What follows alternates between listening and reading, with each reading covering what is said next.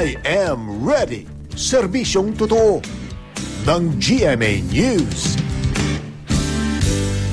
Alamin naman natin ang magiging lagay ng panahon sa buong bansa. Ayon sa Weather Central, asahan ng maulap at maulang panahon sa Luzon. Ang southwest monsoon o hanging habagat daw ang nakakaapekto rito, ayon naman sa Pag-asa. Sa Visayas, magiging bahagyang maulap ang kalangitan na may kalat-kalat na pag-ulan.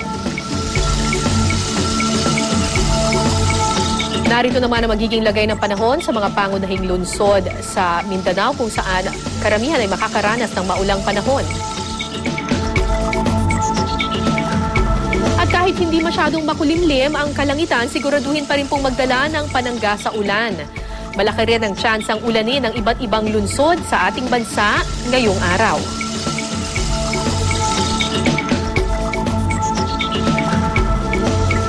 Bukas, gugunitain natin ang ika-100 at ika-14 na anibersaryo ng kalayaan ng Pilipinas. Kaya sa mga may lakad, asahan po ang baghagyang maulap na kalangitan, pero huwag kalimutang paghandaan ang pagbuhos ng pulu-pulong pag-ulan. Sumikat ang araw kaninang 5:26 ng umaga at lulubog mamayang 6:25 ng hapon.